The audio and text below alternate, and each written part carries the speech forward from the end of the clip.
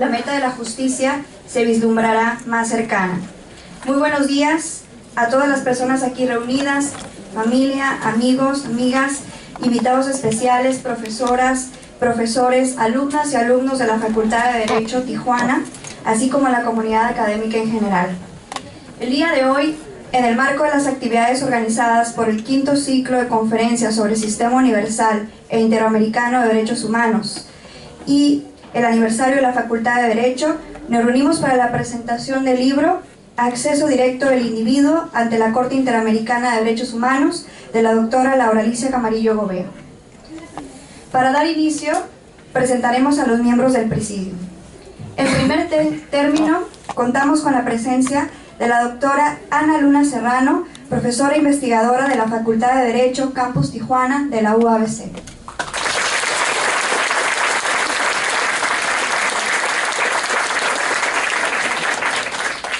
Adicionalmente, contamos con la distinguida presencia del doctor Isaac de Paz González, profesor investigador de la Facultad de Derecho Campus Tijuana de la UABC.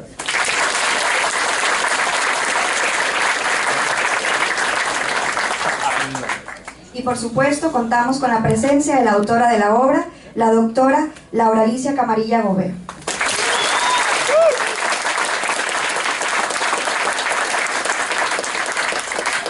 Me voy a permitir leer una brevísima reseña curricular de la amplia trayectoria de la doctora Laura Alicia Camarillo Gobea. Es doctora en Derecho por la Universidad de Castilla-La Mancha en España, donde obtuvo la máxima calificación de cum laude. Maestra en Asuntos Internacionales por la Facultad de Economía y Relaciones Internacionales y licenciada en Derecho por esta facultad. En agosto de este año realizó estancia de investigación en el Instituto Max Planck de Derecho Internacional Público y Comparado. En el 2015 realizó una visita profesional a la Corte Interamericana de Derechos Humanos y antes una estancia de investigación en el Tribunal Europeo de Derechos Humanos. Asimismo, lideró los trabajos relativos a los dos amicus curiae presentados por la UABC ante la Corte Interamericana de Derechos Humanos, relativos a derecho al nombre y asilo diplomático respectivamente, siendo la primera vez que la UABC participa en estos eventos. Obtuvo la certificación de enseñanza en Derechos Humanos del Centro Internacional para la Enseñanza de Derechos Humanos por el Instituto Internacional de Derechos del Hombre con sede en Estrasburgo, Francia, donde además cursó la sesión anual de enseñanza en Derecho Internacional y Comparado de Derechos Humanos. Es miembro del Sistema Nacional de Investigadores Nivel 1, líder del Cuerpo Académico de Estudios Jurídicos Internacionales y profesora titular por oposición de tiempo completo en la Facultad de Derecho Tijuana de la UABC, donde también funge como coordinadora de posgrado e investigación. Ha publicado diversos artículos y capítulos del libro y es autora del libro Acceso Directo del Individuo ante la Corte Interamericana de Derechos Humanos, publicado por la editorial Tirando Blanche, que hoy se presenta. Sin más preámbulos, cedo el uso de la voz a los miembros del presidio para dar inicio formalmente a la presentación de la obra. Muchísimas gracias, buenos días. Maestra Rosana, muchas gracias. Es un honor para mí estar en esta mañana con ustedes y con la autora de esta obra, con mi colega Ana Luna y con los distinguidos profesores y estudiantes de licenciatura y de posgrado. El libro es un trabajo que llega muy a tiempo con los festejos, si se quiere ver así, creo que sí es motivo de festejo, que la Corte Interamericana, la jurisdicción contenciosa, cumpla 40 años. Entonces, yo creo que se ha escrito muchísimo sobre la jurisdicción interamericana, pero hay pocos trabajos completos. Un trabajo monográfico de una tesis doctoral siempre es necesario y es muy útil cuando se hace de manera completa.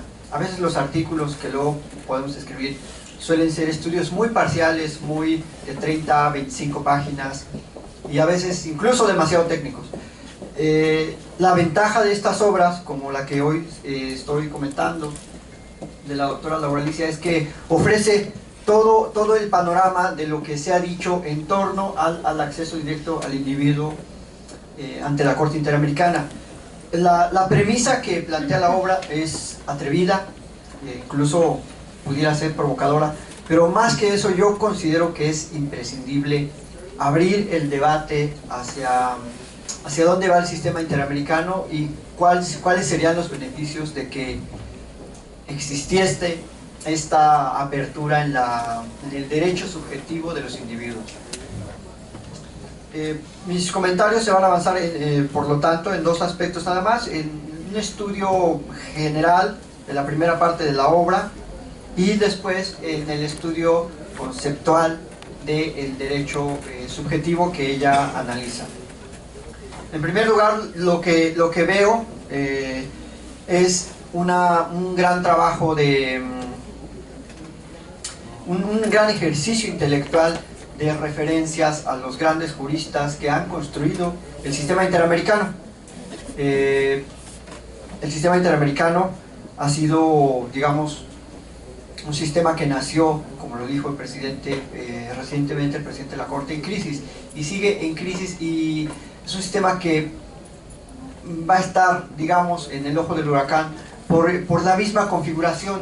Nace en medio de una ola de autoritarismo, y el autoritarismo pues no se ha acabado, incluso se está incrementando en países como Brasil, con un presidente abiertamente machista y más allá.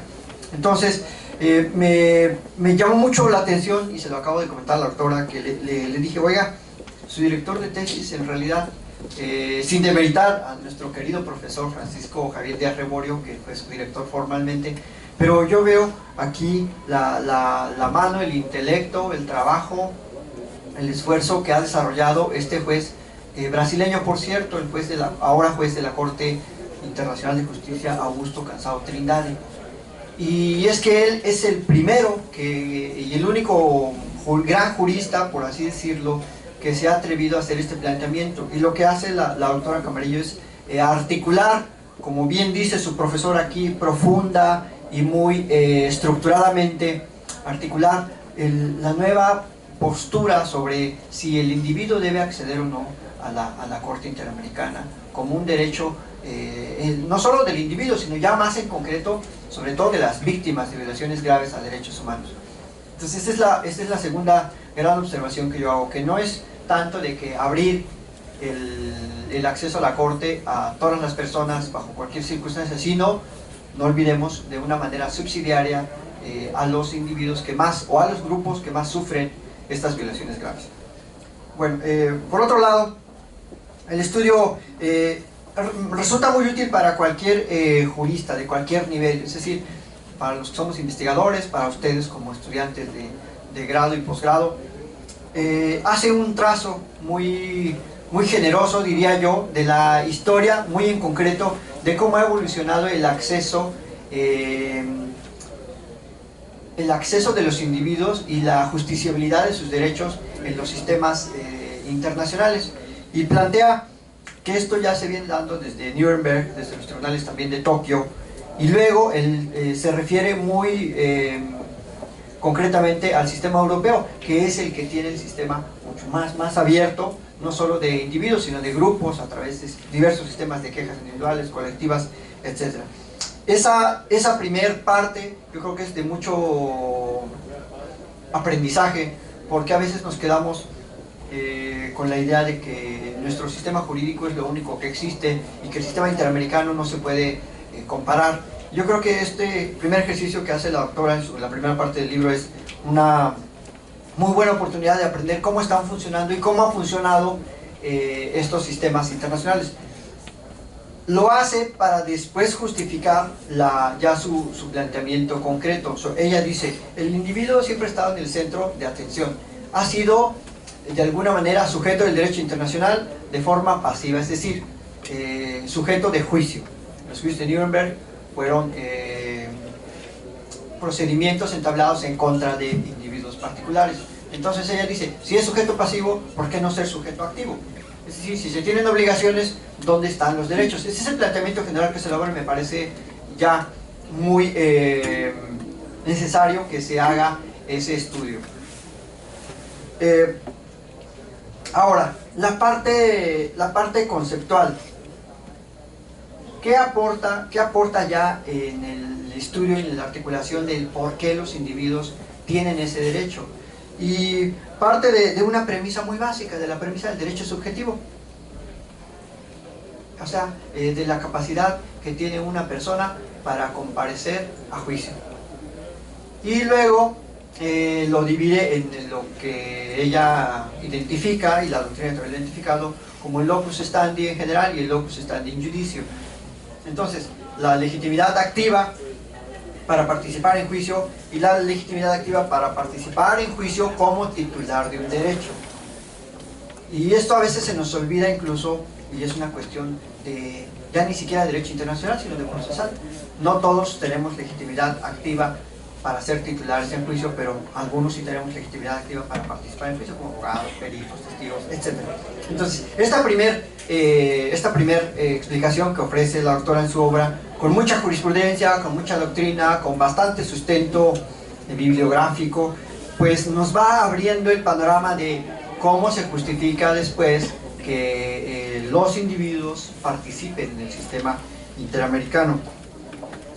Entonces la doctora empieza a hacer un análisis legal de las normas del sistema europeo y luego hace un comparativo con el sistema interamericano. Y deja, yo no lo sabía, me vengo enterando ahora que leo, que ya hubo una reforma, un intento de reforma en el 96 en la que ya se planteaban estas directrices, que era una reforma muy progresista.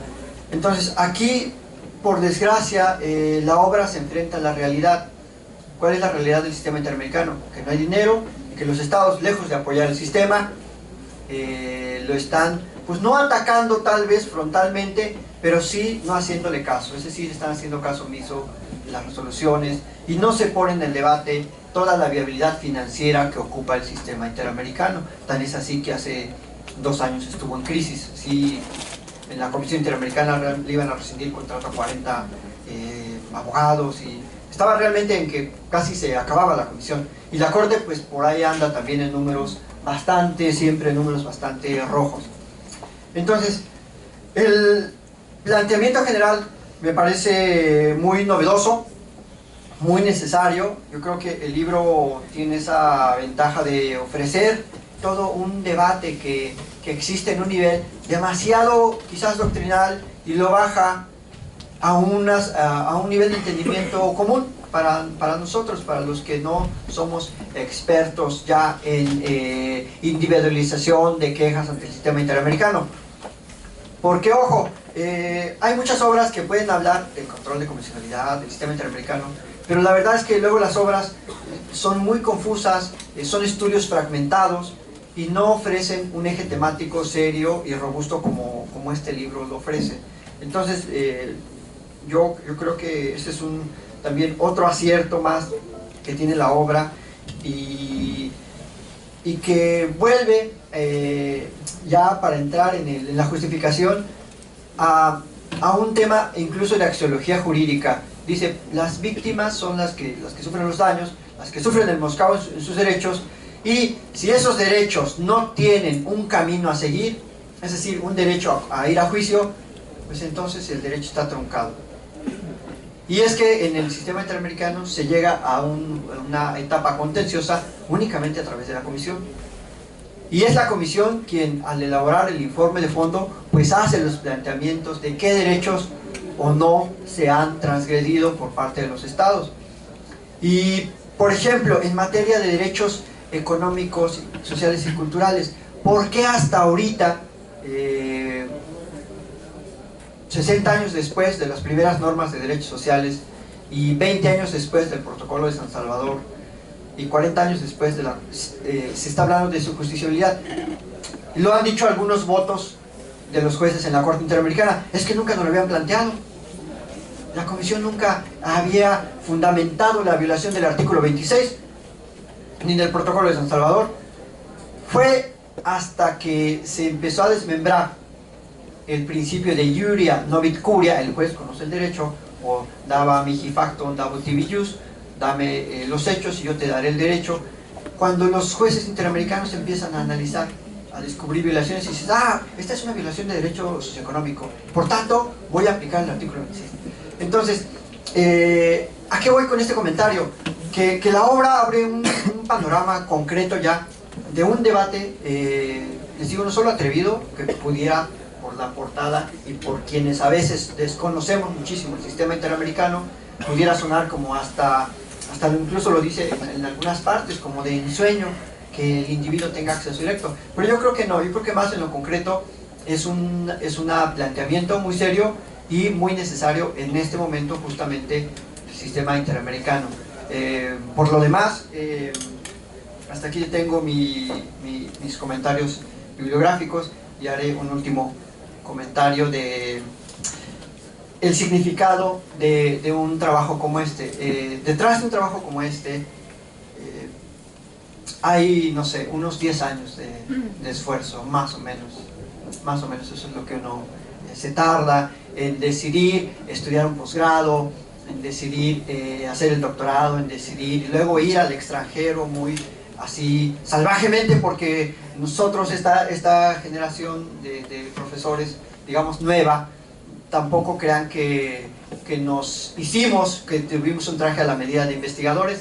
La verdad es que nos fuimos haciendo, y por ese lado se ve como la doctora Camarillo es una discípula del doctor Augusto Cansado Trindade. Yo le dije, él le dirigió la tesis, porque si uno lee el libro, encuentra todos los trabajos de Cansado Trindade, todos los trabajos, no solamente del ámbito interamericano, sino del ámbito de la filosofía del derecho, que ha escrito bastante el juez Cansado y que ha ofrecido un panorama muy concreto. Incluso yo me atrevo a decir que es un poeta. Yo creo que es uno de los jueces más cultos y más preparados de todo el planeta Tierra.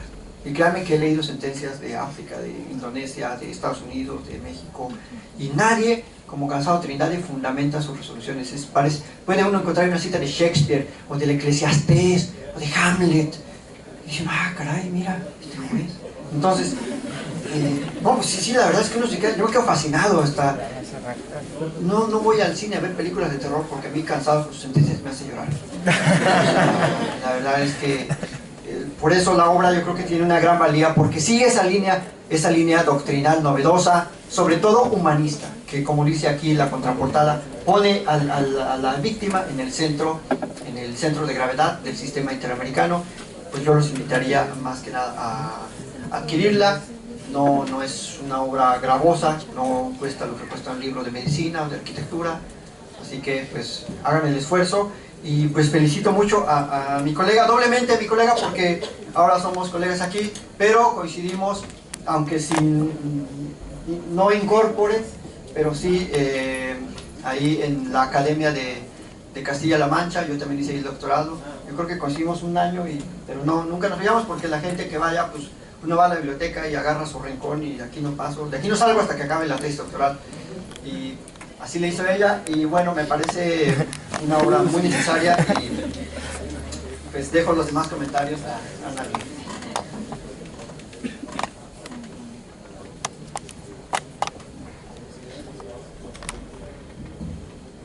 ¿Me escuchan? Sí, me oyen. No sé cuándo va a pasar de moda eso, pero bueno. En primer lugar, quiero empezar con un agradecimiento muy profundo a la doctora Laura Camarillo por invitarme a comentar su obra. Es un honor que nos haya invitado, siendo colegas, en primer lugar a leer su trabajo, porque déjenme decirles que no es fácil una vez que uno empieza a producir escritos, permitir que otros los lean, ¿no? Y eso finalmente pues nos toca publicar, y sabemos que cuando publicamos eventualmente alguien nos va a leer, pero no es lo mismo publicar y dejar ahí al aire y esperar que nadie nos lea nunca, a dar o entregar directamente la obra y decir, comenta e incluso, como fue mi caso, hasta critica, ¿no? Critica la propuesta que yo tengo.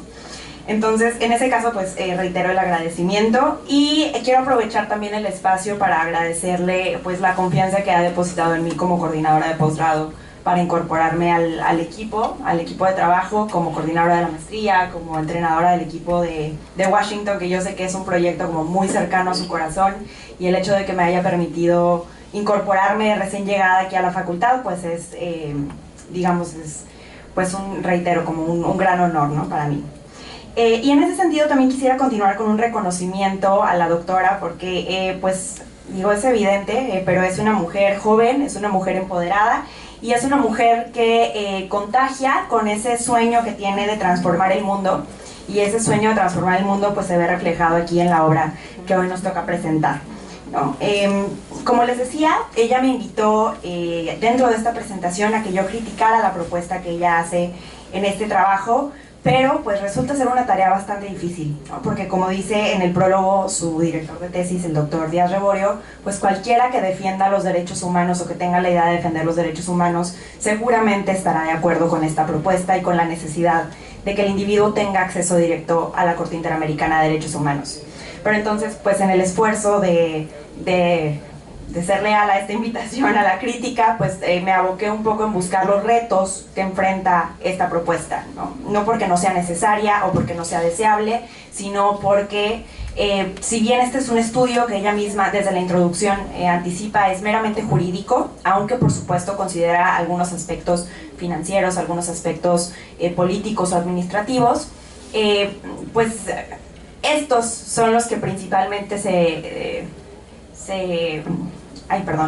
interponen, digamos, en el camino hacia el jus standi en el sistema interamericano, ¿no? Entonces, pues bueno, en cuanto a los retos administrativos y financieros, está por supuesto, como si ustedes tienen la oportunidad de adquirir la obra, de leerla, verán que ella misma hace referencia a estos, pero tal como sucedió en el sistema europeo, el tribunal tendría que operar ahora de forma permanente, que no lo hace en este caso. Los recursos hasta humanos que tiene el tribunal pues tendrían que incrementarse, eso por la parte administrativa y sobresimplificando por supuesto las implicaciones que esto tendría, y la parte financiera que el doctor de Paz ya refería, donde tenemos un sistema interamericano que desde su origen, como también de hecho pues explica de manera muy detallada la doctora Camarillo en su obra, desde su origen han batallado con el dinero, ¿no? O sea, siempre los problemas financieros han caracterizado al sistema interamericano, tanto a la Comisión como a la Corte, y eso, pues como les digo, mientras no cambie ese status quo de problemas financieros, pues muy difícilmente tendrá capacidad el sistema interamericano para poder recibir la cantidad de denuncias que se vendrían en el caso de que se permitiera el acceso directo del individuo a la Corte Interamericana. Y por otro lado, y me parece que el aspecto más preocupante, aunque está relacionado con la falta de recursos financieros, pero es el aspecto político. Como estudiantes de Derecho, pues en ocasiones he llegado a escuchar que dicen, no, bueno, es que yo estudio Derecho, pero no me gusta la política. No, yo sí estudio el Derecho, pero no, la política como que me desagrada. Ojo ahí, porque un abogado que no conoce de política es, me atrevo a decir, un abogado o una abogada incompleta o incompleto, ¿sí? ¿Por qué? Porque el derecho tiene límites, y un límite muy importante es el aspecto político, o son las limitaciones políticas. Por supuesto, con esto no quiero decir que debemos de conformarnos con el status quo y decir que así es, así siempre ha sido y así siempre va a ser, para nada, ¿no? Creo que la mayoría de aquí son mis alumnos y saben que yo considero que ese tipo de problemáticas tenemos que buscar soluciones jurídicas, y eso es precisamente lo que propone el autor en su obra, una solución jurídica. Pero sí tenemos que ser muy conscientes de cuáles son los aspectos políticos que obstaculizan esta deseable reforma del sistema interamericano. En primer lugar, pues una reticencia de los estados a sacrificar de cierta forma su soberanía, y lo pongo entrecomillado porque pues soberanía de acuerdo al concepto de quién, ¿no? Al concepto clásico de soberanía, porque si bien incluso atendiendo a los trabajos de Cansado Trindade, si bien podemos hablar sobre la humanización del derecho internacional y con ella la transformación de algunos conceptos clásicos del derecho internacional público, como el principio de no intervención o el propio concepto de soberanía, pues si entendemos la soberanía desde una postura humanizada, esta es perfectamente compatible con el hecho de que los estados permitan el acceso directo de los individuos a la corte, con que reconozcan la competencia de la corte, con que reconozcan la competencia de otros órganos, por ejemplo en el sistema universal, lo que nos han venido hablando los ponentes en esta semana de derecho, ¿no? Los protocolos facultativos de los comités, que bueno, también vemos en clase, por cierto, pero pues esta concepción de soberanía es perfectamente compatible. En un ejercicio soberano, los estados pueden reconocer esta competencia y pueden ampliar la competencia de estos órganos en este sentido, por ejemplo, en el que propone la autora, ¿no?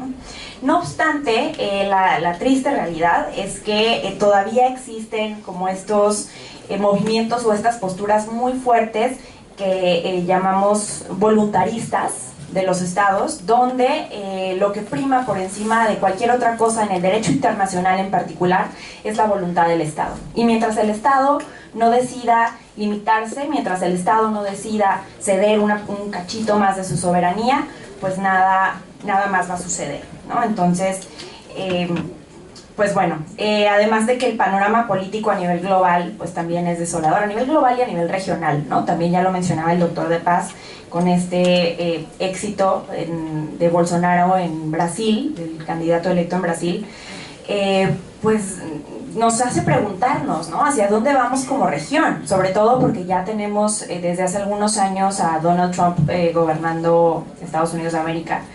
Y ahora vemos que otra de las grandes potencias americanas, que es Brasil, pues también va, digamos, en el mismo camino de estos movimientos llamados, yo creo, hasta eufemísticamente nacionalistas, porque más que nacionalistas creo que son xenófobos, son intolerantes y son pues de odio, ¿no? De fomento del odio entre la población. Entonces, como les digo, el hecho de tener como a estos grandes líderes que tienen estas posturas tan desoladoras en los dos polos, pero dos polos como que son las grandes potencias americanas en el momento, pues es bastante desolador, como ya mencioné, y nos muestra que difícilmente los estados en este contexto pues van a dar los pasos necesarios para permitir el acceso directo del individuo a la Corte Interamericana de Derechos Humanos, ¿no? Y pues hacer los compromisos entre estos pasos serían asumir el compromiso de pues aumentar los recursos económicos que tiene el sistema interamericano. Esto, por supuesto, como les decía, pues no debe significar que tenemos que conformarnos con lo que hay. Esto no desacredita de ninguna forma la propuesta de reforma del sistema interamericano, por el contrario, ¿no? Tenemos que hacer frente a esta realidad política, a esta realidad económica, y desde todos los frentes posibles, en este caso el académico, proponer cómo se puede cambiar esta situación, ¿no? Cómo se puede cambiar y cómo se puede también mejorar o cómo se puede facilitar el acceso a la justicia, un poco en las palabras de nuestra maestra de ceremonias, la doctoranda Roxana Rosas. ¿Qué les puedo decir? Me toca, digamos, ser el abogado del diablo en esta presentación y decir a cuáles retos nos estamos enfrentando, pero no quisiera yo como cerrar el comentario de esta manera como tal vez pesimista, sino por el contrario, ¿no? O sea, en este contexto tan lúgubre, pues tendríamos que buscar siempre salidas hacia la justicia, salidas hacia la mayor protección, y creo que el mejor ejemplo es precisamente Augusto Cansado Trindade, ¿no? Él se ha animado y bueno, ¿qué le puedo decir yo aquí a la doctora que lo ha supercitado? Los derechos humanos no deberían de admitir reservas, ¿no? O digo, eso es un tema como más cercano a mi trabajo. Y en este sentido, igual, ¿no? Que no debería, por los aspectos políticos o económicos, limitarse el derecho de los individuos a participar de manera plena en el sistema interamericano, ¿no? Y hacer valer sus derechos a través del mismo. Así que, bueno, pues yo dejaría hasta ahí mis comentarios y nuevamente, pues, profundamente agradecida con la doctora Camarillo, y debo decir nada más que también felicitarla, terminar con una felicitación, porque es un trabajo súper profundo, de verdad de una profundidad envidiable para cualquiera que nos dedicamos a la investigación, y nada, pues gracias.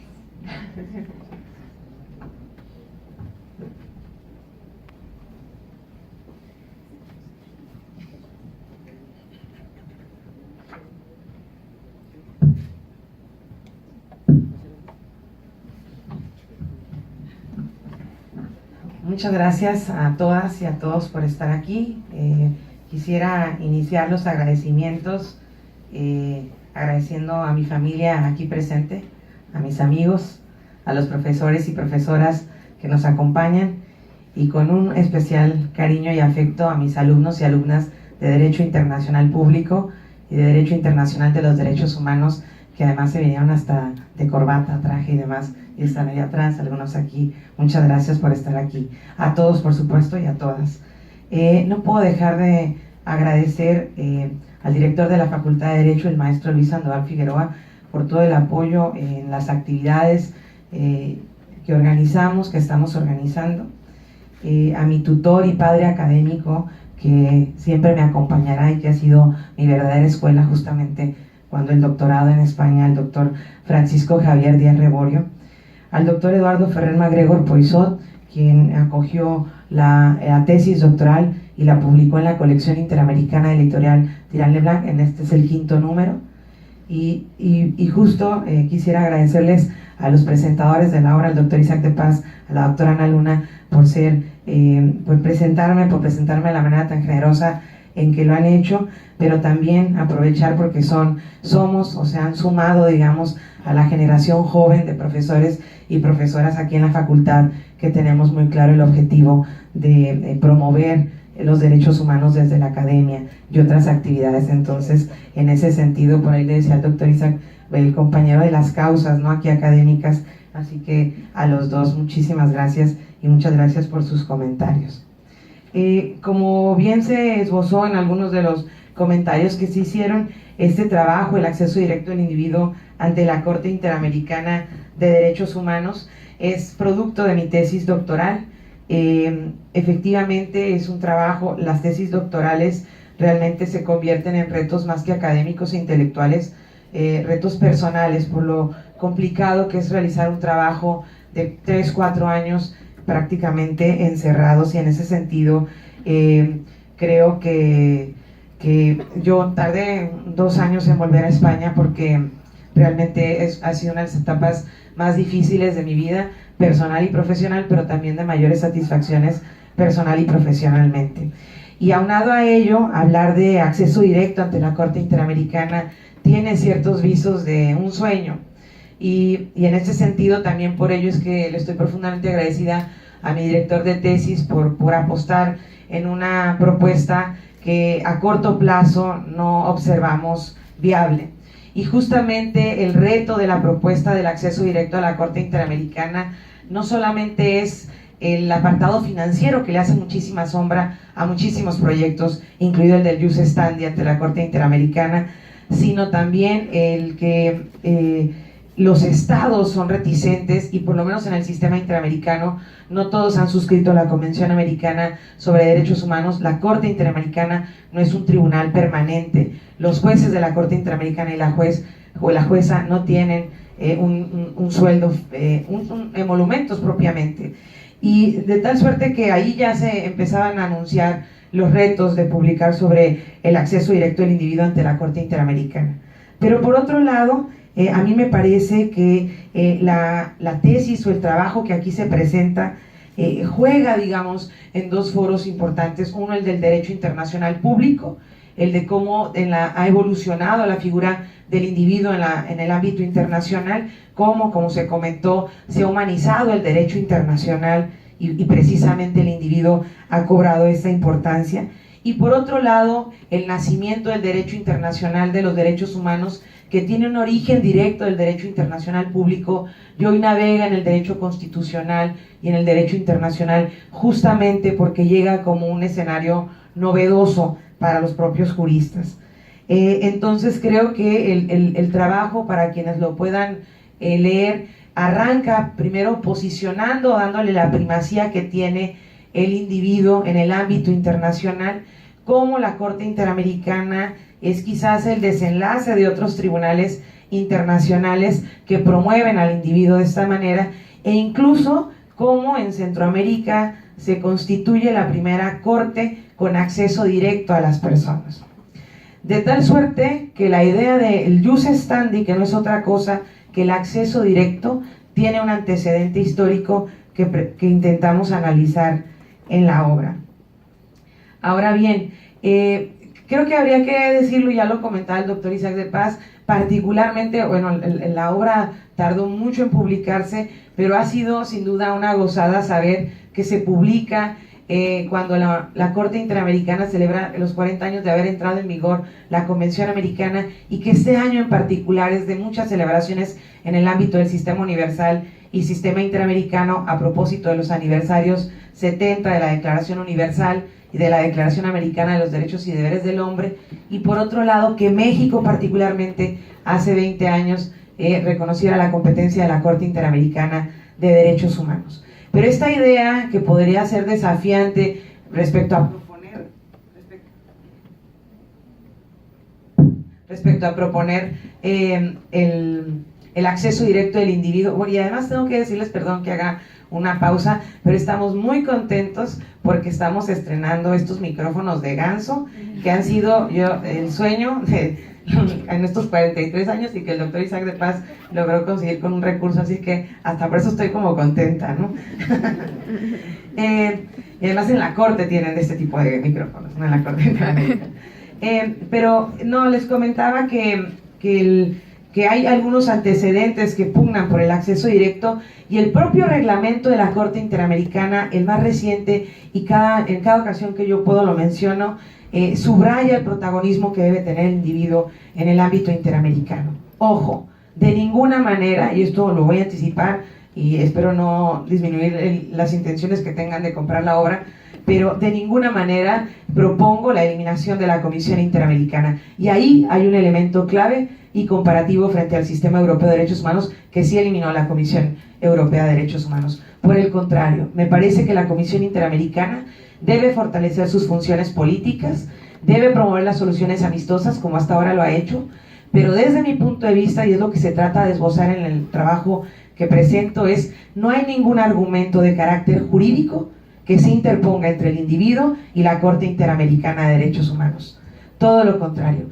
Y el trabajo, y esto sí lo voy a anticipar, no lo he hecho en otras presentaciones, no tiene una fórmula cerrada sobre cómo acceder a la Corte Interamericana.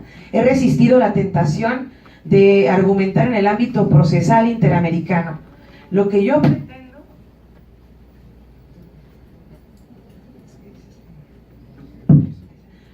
pretendo es dar los fundamentos doctrinales y teóricos para que esto sea posible. Y a mí me parece, desde el anhelo y desde la visión jurídica, que no puede discutirse al mismo nivel un apartado económico frente a un derecho de las presuntas víctimas, de las víctimas o de las personas. Y esa es un poco la construcción del trabajo que yo presento. Desde luego hay que hacer un análisis y una referencia al sistema europeo, que es un referente jurisprudencialmente. Por supuesto, no hay un comparativo presupuestal en lo absoluto. También señalo lo preocupante que hasta 2016 la Corte Interamericana se financie por 50% de donaciones. No se merece eso un tribunal interamericano que ha luchado y ha logrado tantas cosas por la justicia interamericana e internacional. Pero en ese sentido creo que el capítulo 4, que es el último, que es la tesis de la tesis, pretende ir explicando y justificando por qué tendría que haber acceso directo de las personas. Y creo, un poco para cerrar esta parte que comento, creo que un elemento sustantivo es esta humanización del derecho internacional, y que a veces perdemos de vista que en el centro de nuestra carrera del derecho interamericano y del derecho en general está la persona humana. Y no obstante que hoy hay una participación de la mano por parte del individuo ante la Corte Interamericana y que litiga de la mano de la Comisión Interamericana, también es verdad que tiene plenos derechos, y que ojalá este trabajo, o sea, el anhelo al final, ya no estoy segura que mi intención es que haya acceso directo, sino que por lo menos cuando haya acceso directo, a lo mejor que no me toque verlo, mis bisnietos sepan, mis bisnietos y mis hijos que no tengo, sepan que hubo un trabajo que prestó atención a algo que me parece relevante, no nada más por el acceso directo al individuo, sino por lo que significa que la persona humana se pondere y se prime en el ámbito internacional.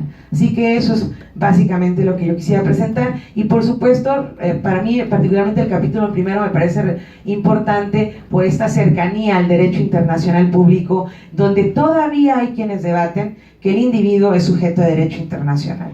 Eso desde luego me parece que está superado, pero se trata de subrayar en esa primera parte. Y este recorrido que se hace en el capítulo 3 de las normas, sobre todo de los reglamentos de la Corte Interamericana, ya empiezan a dilucidar cómo hay menos resistencias por parte del propio sistema interamericano a ir reconociendo participación de las víctimas. En la primera etapa, digamos, del sistema y de la Corte Interamericana, el individuo no participaba, después se le dio oportunidad de participar en los alegatos, finalmente tuvo ya una participación directa, y hoy, en cualquier audiencia ante la Corte Interamericana, observaremos las 3 sillas, las del Estado, las de las presuntas víctimas y las de la Comisión Interamericana. En ese sentido, está aquí el trabajo, y bueno, yo quisiera cerrar mi presentación compartiéndoles aquí, como les comenté, pues este es producto de mi tesis doctoral, y entonces les quiero compartir aquí algunas cosas, más que nada como imágenes. Ahí estoy yo cuando me hacen pues como al Papa, ¿no? La coronación. Ese era el presidente de mi tribunal, el doctor Eduardo Espín. Ahí estamos, esto es en Toledo, en la segunda foto pues es con el sínodo. Tuve el honor de que estuvieran presentes, pues desde luego el presidente del tribunal, que es el doctor Eduardo Espín, y el doctor Néstor Pedro Sagüez, que estuvo aquí hace un par de semanas, y el ahora presidente de la Corte Interamericana de Derechos Humanos, que ya era juez, pero no era tan famoso, ¿no?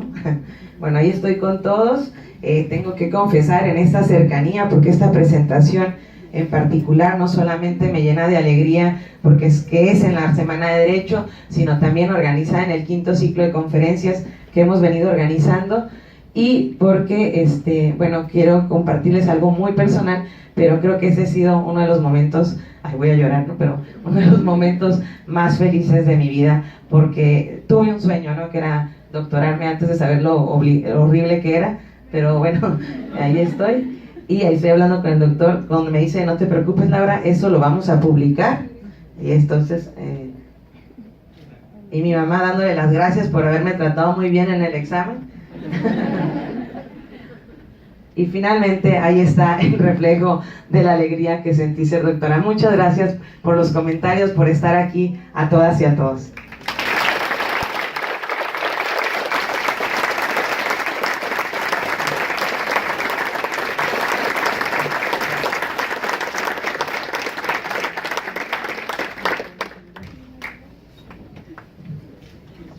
Vamos a abrir un espacio para realizar preguntas o comentarios sobre la presentación de la obra. Adelante, por favor.